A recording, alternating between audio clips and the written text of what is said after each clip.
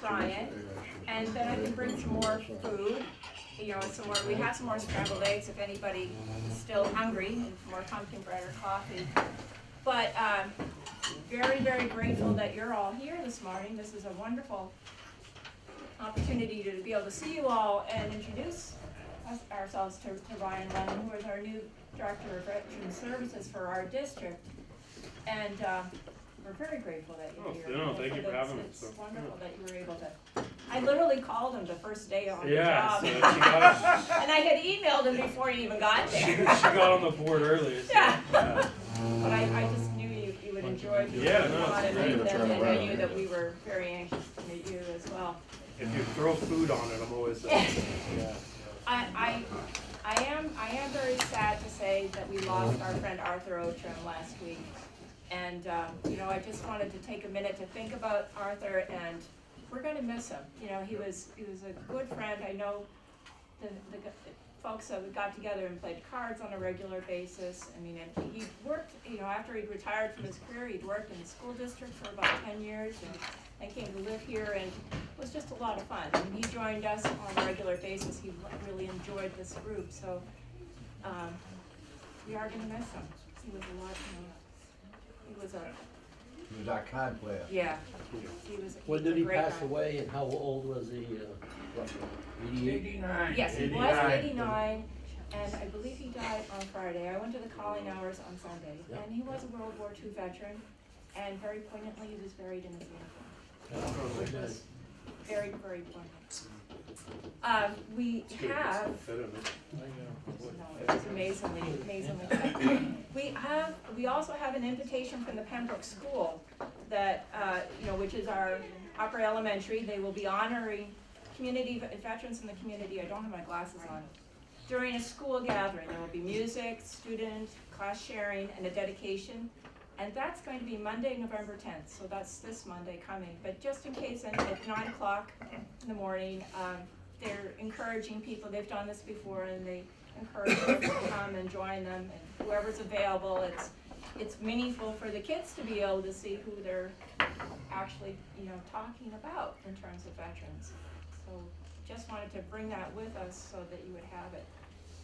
So next month, when we meet in December, Reverend Boylan is going to be our guest speaker and talk about local history again. And, oh, he's so fabulous. He's an amazing historian.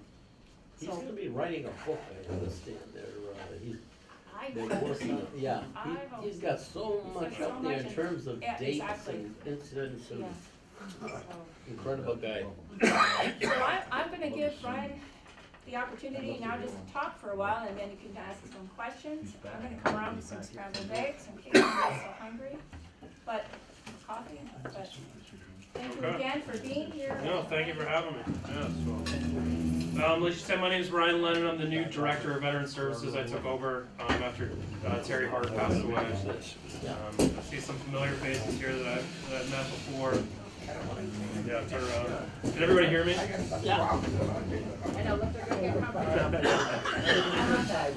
The musical chairs. Yeah. Well, but that's good. We'll get everybody turned. And Is this the best place to stand? it is. It's like Charles and Scott Charles. So, I'll be out of the way. but yeah, just a little bit of background about myself. I grew up on Fort Devens when I was a small child. My father was in the 10th Special Forces Group. He was a surgeon. And we lived there when I was very young. When they shut Fort Devens down through the BRAC realignment, he transitioned to the 11th Special Forces Group, and at that point we moved to Groton, Massachusetts, which is really where I grew up. So it's a small town, not unlike Georgetown. You know, they had a pizza place, a gas station, and that was about it. They recently put in a traffic light, which was a big deal. So I lived there for most of my life. My father was always in the reserves.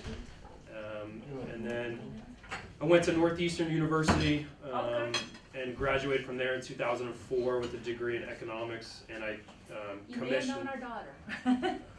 I commissioned into the ROTC through the ROTC program. So after I graduated, I was a second lieutenant, and I was originally a field artillery support officer.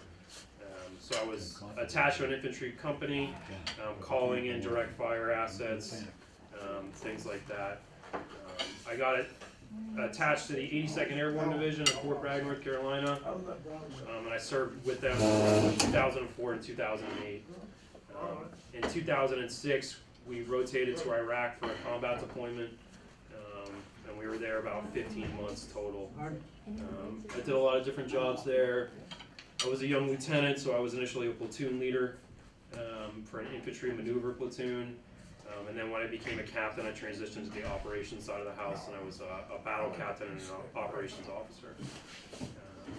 So I separated from the Army in 2008. I moved back here to Massachusetts. Kind of spun my wheels for a little while. I was a tree climber, something I had done in college as an arborist. So I still got my adrenaline kick a little bit. And then after that, we moved down to the Virgin Islands, and I lived in St. John for a few years, sailing boats and kind of being a kid again. After that, we moved back up here, and we moved to Newburyport, where I lived for a little while. And then we moved out to Plum Island last year, and most recently moved up to Amesbury. And then in that time, I was the Director of Veteran Services in Lexington. The Bedford Veteran Service Officer had passed away unexpectedly, so we merged the two towns into a district. So we had a small district down there with Lexington and Bedford. But population-wise, it's about the same as our district up here, which is currently 8 different communities. So it's a little bit more up here in terms of population, but so I did the director's job down there for about 2.5 years, and then transitioned up here. So I'm happy not to be making the commute to Lexington anymore. You got a chance to see Terry while he was... I knew Terry a little bit.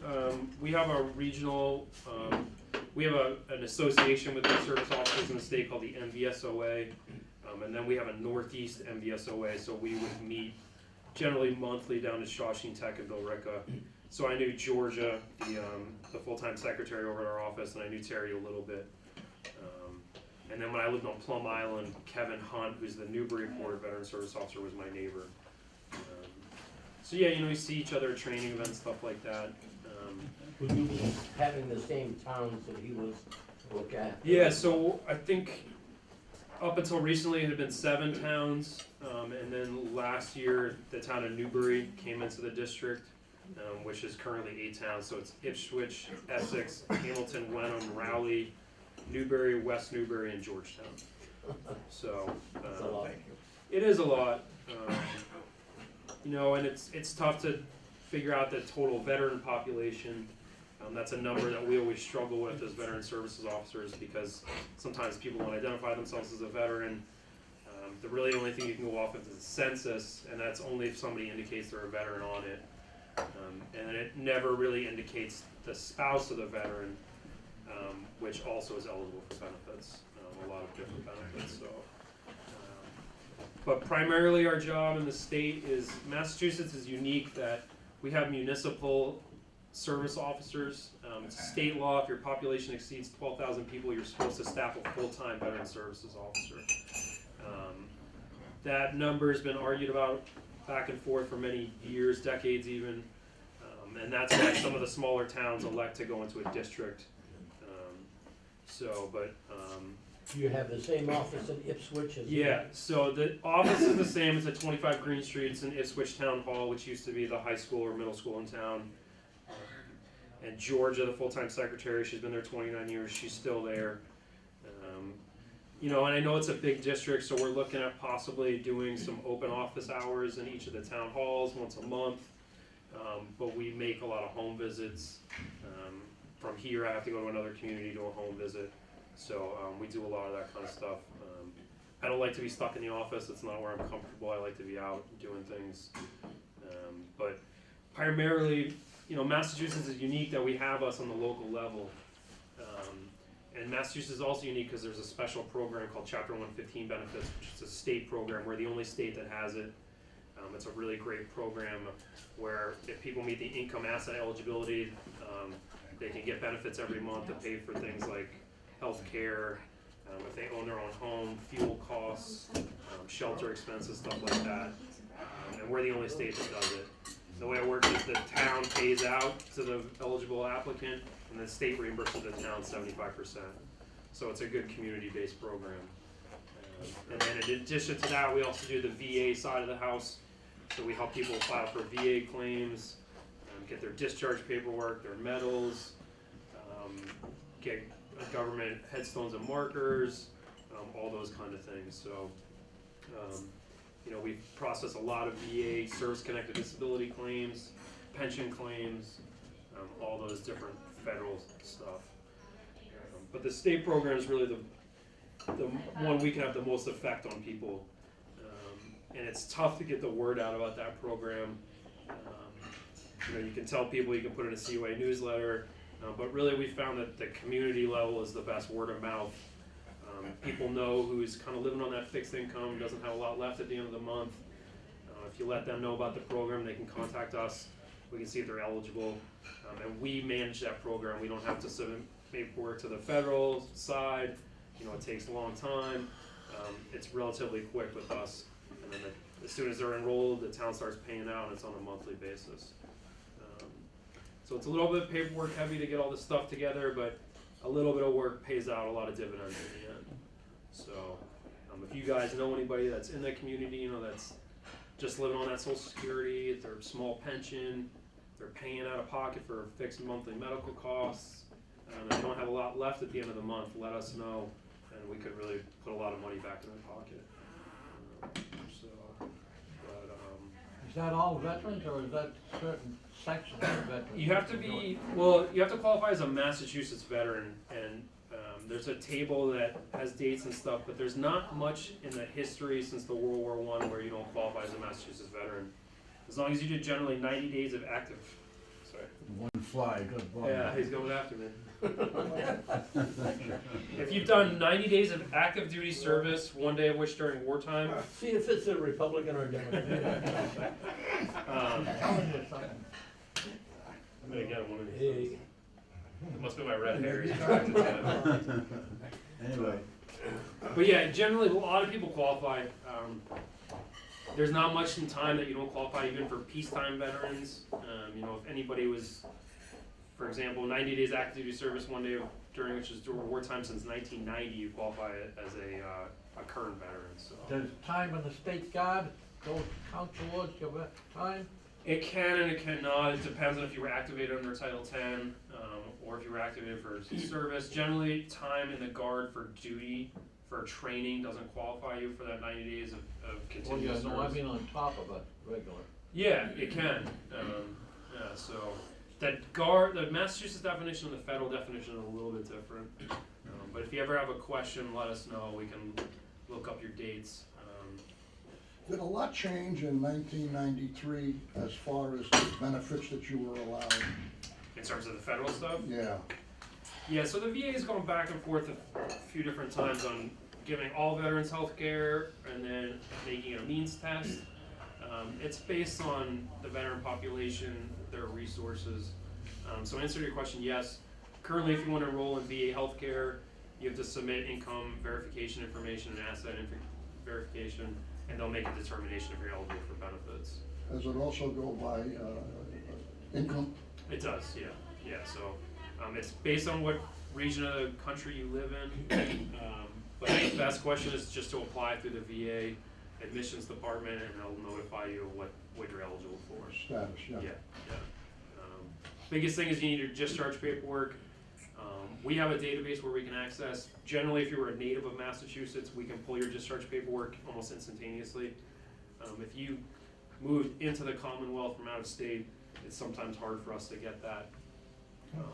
But that's a key document for all veterans to keep, not only for themselves, but for their surviving spouse, because a lot of times the spouse doesn't know where it is. That's one good thing about Massachusetts, they've got good veterans records from the time, well, from World War II. They do, yeah. Currently, it was down in Milford, I believe, and now the Archives Department has moved to Concord. And I think we're the only state that has started to scan everybody's discharge paperwork into a database.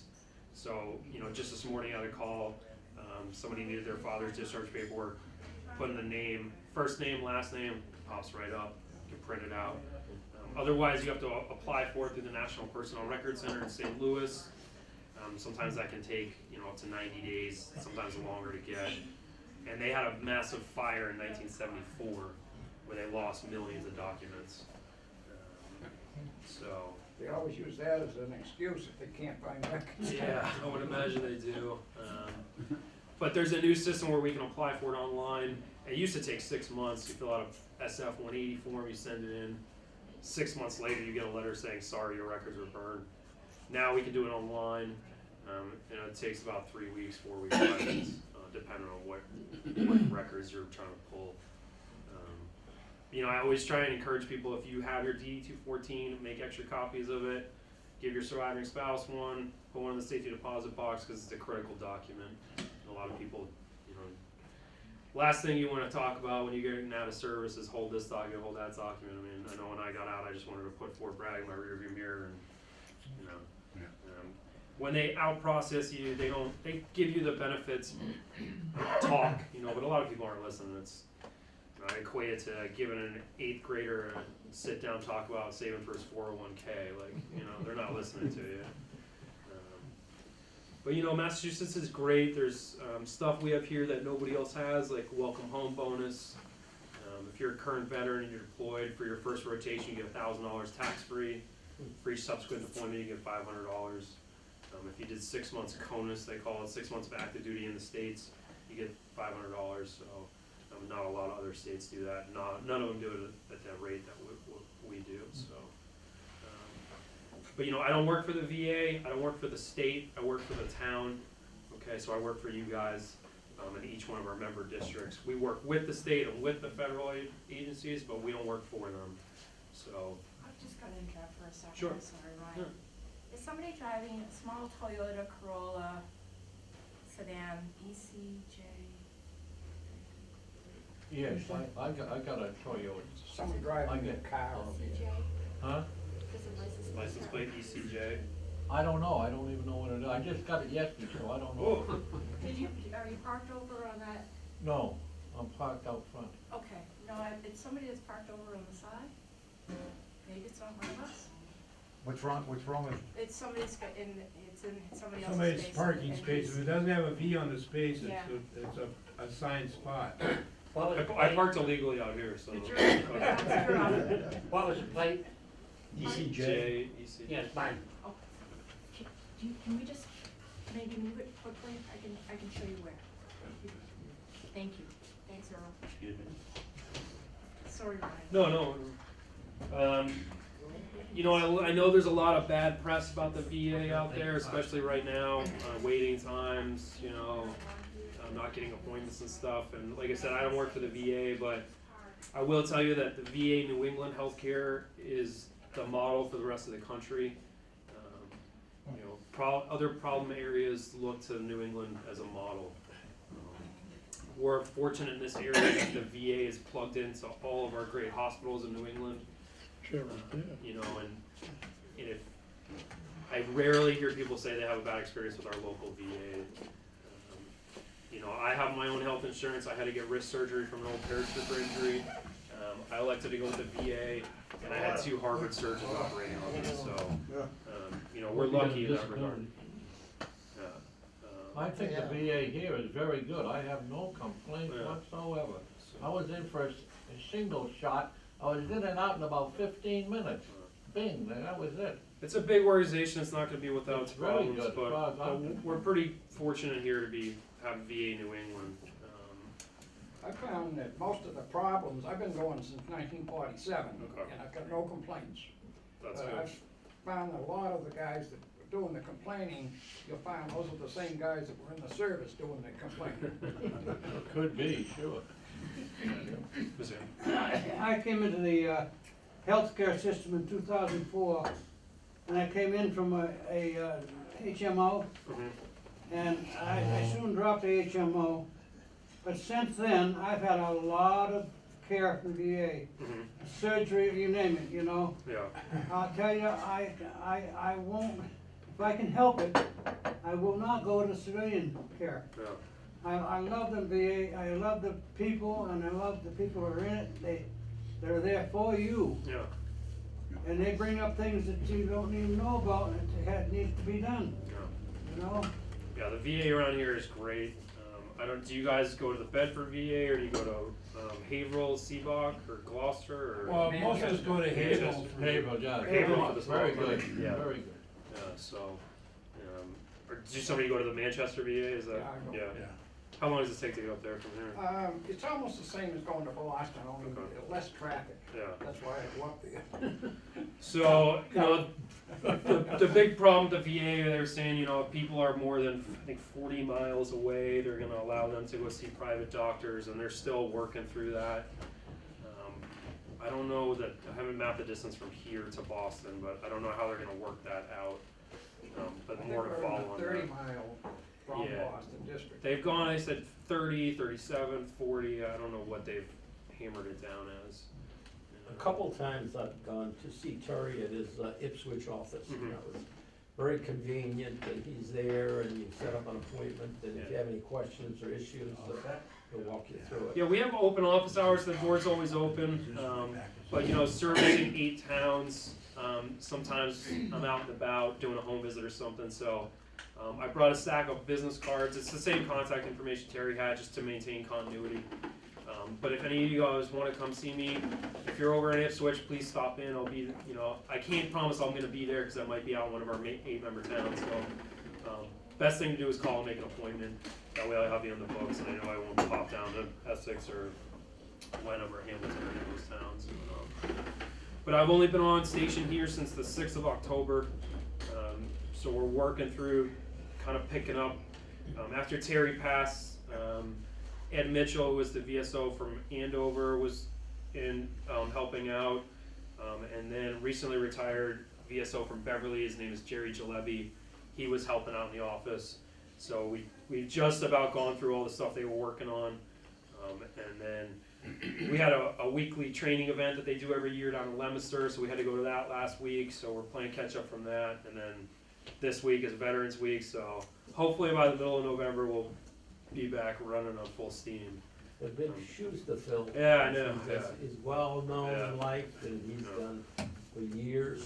Yeah. He's been heavily involved, everything from parades and events in each and every town. Yeah. He's usually been associated. Yeah, it's tough to split the difference, on Tuesday I have to run up to about 4 different towns because they call me first. But I know there's big shoes to fill, and I hope I can do my best to do it. I did down in Lexington, Bedford, each town is different with their veterans population. Lexington is an affluent town, there's a lot of older veterans and their spouses that are applying for those kind of federal benefits. Bedford, by virtue of the VA hospital being within Bedford, anybody that was inpatient in Bedford fell under our purview. So we had a lot of younger veterans down there, experiencing some of those issues. So had a mixed group of demographic down there. So, and up here, the young veterans are hard to identify. They don't self-identify. They're very internet savvy. So, if there's any young veterans in the community you guys know about, grandkids, kids who played sports with your kids, whatever, send them our way. Because they might not know what they're entitled to. And we're there to kind of tell them. The welcome home bonus is a great way to get them in the office because it's a free check from the state treasurer's office, tax free. So you get them in there. But yeah, it's hard to identify veterans. Particularly now they don't self-identify. But that's where I ask for help from the community. Let us know. Are they cutting back on the World War II veteran stuff or not, or are they Yes, they're sir. dying off, I know? Yes, the veterans population on a whole throughout the country is going to be the smallest it's ever been. I don't know the exact figures, but And getting smaller every day. yes, I think about 550 World War II veterans pass away a day. See, So, that's down from a couple of thousand. People lift guys, I guess. The years never stop. No. yeah, once the Vietnam veterans get to that age, after that it's all volunteer. So, Massachusetts per capita has some of the highest veterans population in the country. I think next to Texas and California. And that's, a reflection of our good Yankee ideals, I suppose. But the numbers is declining. So that's why it's important, like groups like this get together to continue to show that there's a voice in the community. bolster support for services. Because you know the population is getting smaller. Towns have veteran service officers, but they're going to start forming bigger districts and stuff because the population is declining. So, but, you know, that's why it's important to continue to go out for the Veterans Day events, the Memorial Day events, stuff like this. You know, to continue to show that we're in the community. Well, the expose that we've all seen about the wounded warriors in Washington and the hospital and the waits, has that improved? I don't work for the VA. I couldn't say. I don't have any numbers. I wouldn't want to say one way or the other. But the VA there's a lot of IG, Inspector General stuff going on right now where they're looking at a lot of the policies, procedures, and trying to fix a lot of that stuff. There's a lot of nonprofit groups that are doing a lot. There's the Wounded Warrior Project. Locally here we have Home Base Foundation, which is a joint program with Massachusetts NGH, I believe, and the Red Sox Foundation, which is a great local program. So there's a lot of services out there, particularly in Massachusetts, in addition to the VA. Rich Barbado, who used to be the Gloucester VSO, he's an Ipswich resident. He was in the 82nd Airborne Division like I was. He's now the outreach coordinator for the Lowell Vet Center. So he's trying to get the word out for people that weren't comfortable going to the VA that, you know, want to still utilize veteran services at places like the vet centers. You know, also with that being said, Mr. Craig. I spent the morning a couple of weeks ago in Ryan's office. My records was screwed up. He's getting them all straightened out. Trying to, yeah. So, Yeah. One piece of paper at a time. Yeah.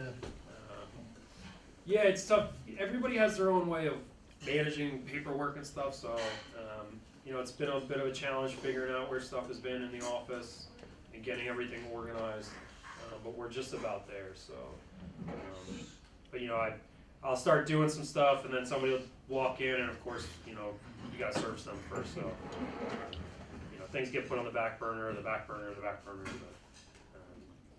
You know, a lot of solicitations from veterans organizations, how do you know which ones are legitimate? yeah, so that's what I was gonna segue into when you were asking about. The guy calls once a year and he wants me to put a check on the door and I'll swing by with his car, pick it up. But this sounds Yeah. phony to me. So there are a lot of predatory groups out there that prey on this, you know, give to veterans groups. It's a big problem. Particularly this time of year when the holidays ramp up, these organizations come in, they appeal to that, you know, generous nature of people. If you ever have a question about one, give me a call. Within the Massachusetts Veteran Services Officer Association, there is a committee that is set up to investigate these groups, to see if they're listed with the state, if they're approved to be doing collections, and if not, they will research it and contact the proper authorities. You know, a lot of these big organizations are 501c3s. They're top heavy with personnel. A lot of their budget goes to, you know, all kinds of stuff, and very little percentages actually go back to the veterans. So, if you ever have any question, give us a call.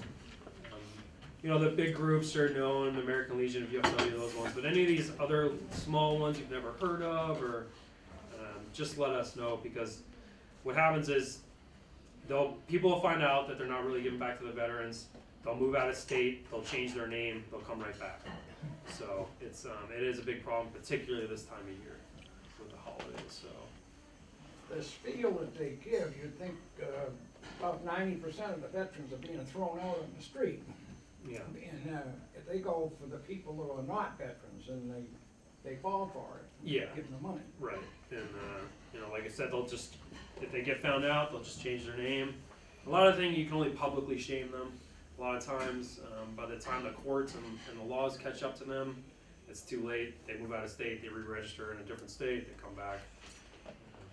You know, I'd say if you have a question, get to the big organizations. You know, at least some portion of that's going to go to the veterans.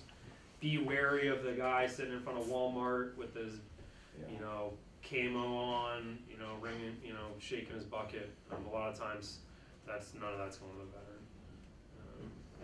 You know, there's some local organizations here. There's one in Wilmington called Local Heroes. There's There's the Patriot Riders, some, like the Patriot Riders, that's a local grassroots one, you know that's gonna go back to local veterans. Sometimes if you give money to VFW nationwide organizations, you don't really know where it's gonna go. We have discussed forming a veterans council within the district, where it would be a representative from each of the member communities from each of the service organizations, so a rep from the Ipswich VFW, Georgetown. So I'm gonna apply to our board of directors tonight to think if that's a good concept. Some of the other districts within the state do that. And it's a good way for us to get the word out, trickle down, kind of have a monthly or quarterly meeting with representatives from each of the communities that are on the where the boots hit the ground kind of level. So I'm gonna work on developing that, because it's a lot of the bigger districts in the state have seen a lot of success with that. So we're governed by a board of directors for the district. It's generally a selectman or the board of selectmen's appointee to our board of directors. So we have our first meeting since I came on tonight.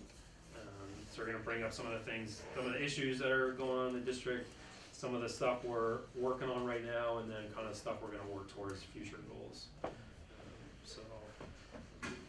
Just wondering, I've read recently where some of the veterans organizations, and many of these are the smaller ones you're probably mentioning, like 85% of the funds sent into them go to the administration and their salaries and staffing, and so you get maybe 10-15% or so that trickles down to the cause itself. Yeah, that's And I don't common. think that applies just to veterans. I think other charitable groups do the same. So if there's a way you can find out what percentage is actually going to the individual. Yeah, that is very common with a lot of nonprofit groups.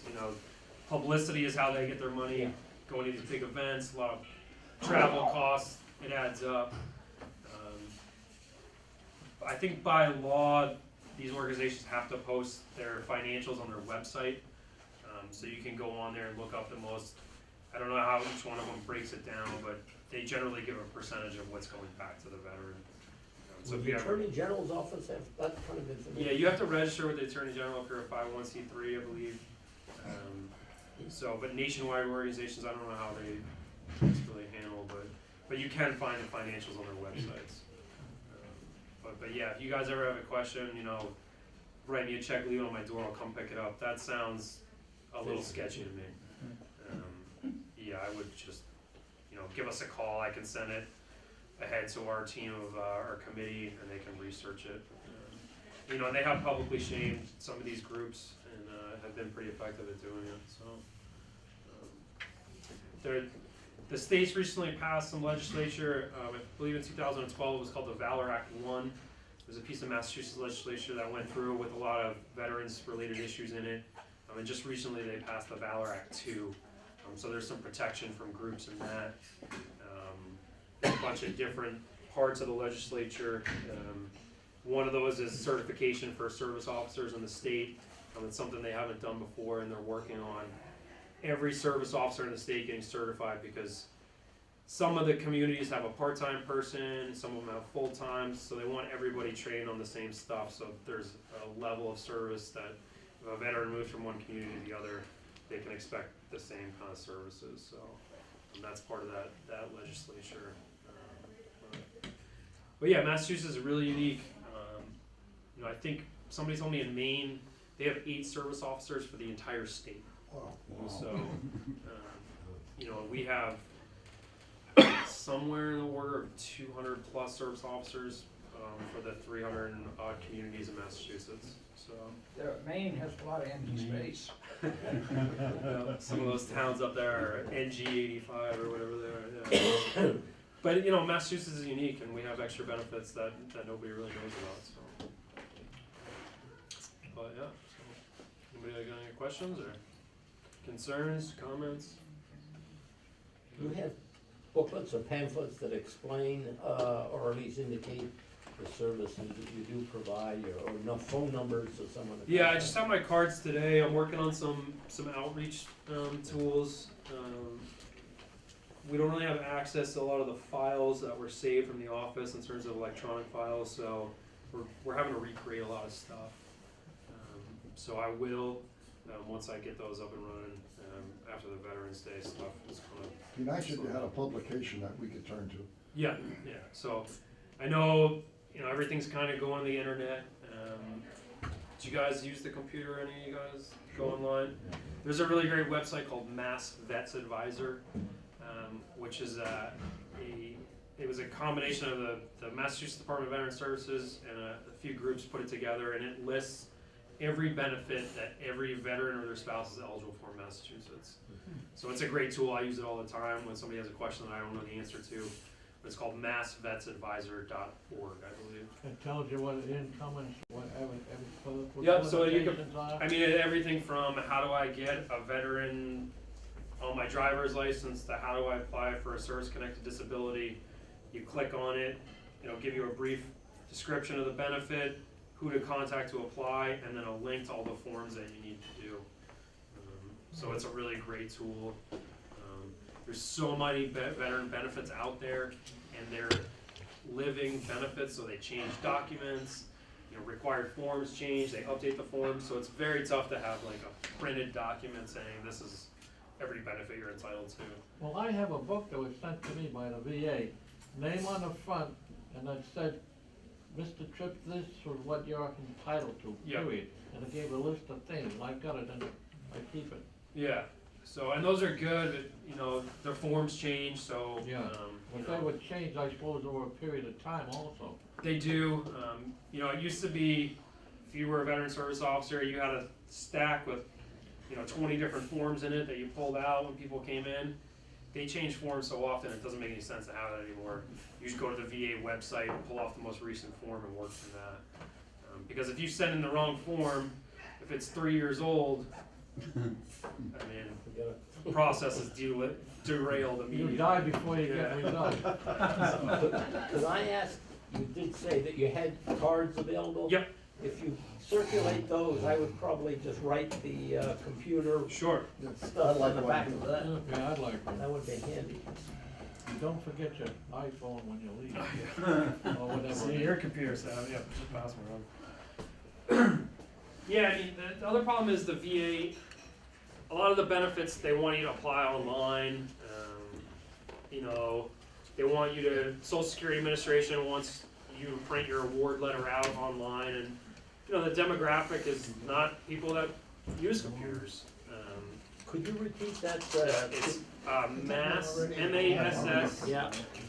oops, Vets, V-E-T-S, Advisor, Advisor. .org. It's MA or MA? MASSVETS advisor.org. Great, thanks. Let me just confirm that.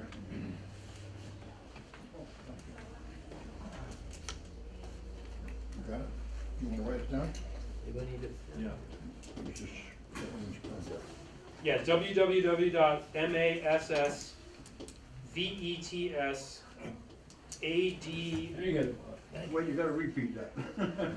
Repeat it. All right, everybody ready? Let's go. Prepare to copy, as we say in the Army. Yeah, www.massvets VE what? TETS that's, vets Vets. ADVISOR .org. .org. Well, that's a mouthful. Yeah. Pen back. One of the things I'm working on, we don't have a projector in the office right now, so I'm gonna talk to the board of directors about getting one of those today. So when I do outreach events like this, For anything. I'll have it all up on the I'm screen. computer illiterate. You know, it's just, they don't have one in the office, so I gotta apply to our betters to see if they'll put it in the budget. But you know, that's what I did when I was on a Lexington outreach event. I had a slideshow already pre-done, some handouts, throw it up on the board, go through the slides. But unfortunately, we're getting there, so. I think a lot of us older veterans, at least, are not computer savvy as some of the younger guys. Yeah. So, I mean, I can Google, I get my email, and that's about it. I don't get into the, I don't even know what the other Google is. stuff. Me too.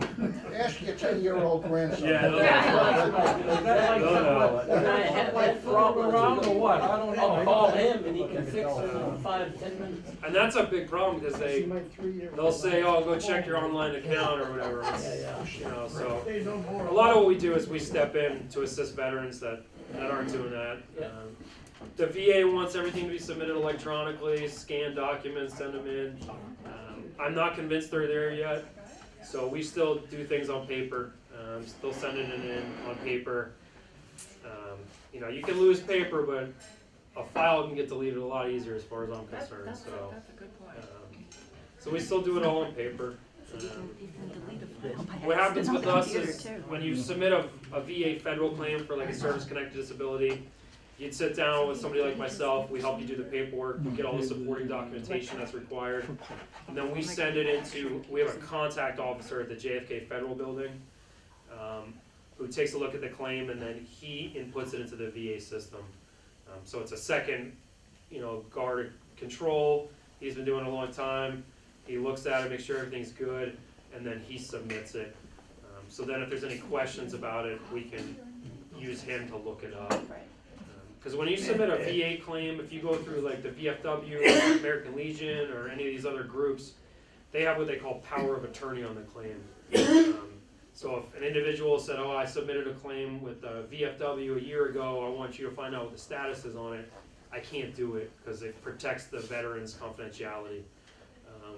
So we'd have to have them sign a new power of attorney form, submit that, input that in the system. What's good about using a service officer like ourselves is we represent the entire state of Massachusetts. So if a veteran comes into the Ipswich office, he starts it with me, but then he moves to Haverhill, he can go to the Haverhill Veteran Service Officer and they can pick up right where I left off. And there's no, you know, loss of transferring or handoff. We run into a big problem with people that have submitted it through the VFW or the Legion years ago and they want to change it now. You know, we can't access the document until they switch over to us. So, and at the VFW, those groups, you know, they change people, personnel changes a lot. So, you know, so it can be helpful if you go to a municipal service officer, and that's why we're here in Massachusetts. Right. Yeah, so, anybody got any questions or anything else? Great night.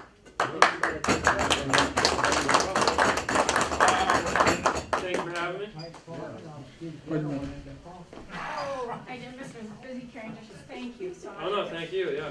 Charlie would very much like you to give the telephone number for the office, and you know what, and do you have an extra card that I can? So, thank you. You can troubleshoot for me. Yep, so the number over there is, there's two numbers. We have a regular local number, which is 978-356-3915. And then there's also an 800 number for communities that are outside that local calling area, and it's 866-347-8838. You're reading off the card now? Yes. Correct. Yeah.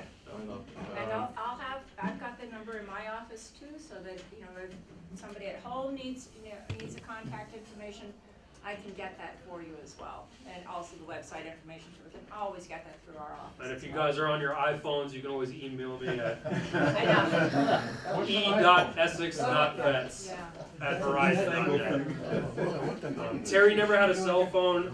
That's another thing I'm gonna try and get the board to get. It's a very useful tool for email. If I'm out on the road in between one of the towns, the veteran has a call, so, and we're gonna bring that up at tonight's meeting as well. So. Well, we really welcome you, and we're grateful that you're here, and thank you for taking the time to come and talk. No, thank you for having me, so I appreciate it, so. Right. Like I said, anytime there's breakfast involved, Oh, I do, we always, no matter what we do, we have food. I have a 2.5-year-old son and a 4-month-old daughter, so if I ever get to sit down and eat, it's a rare event. So particularly if it's not food off the floor, I'm not standing over the sink, so.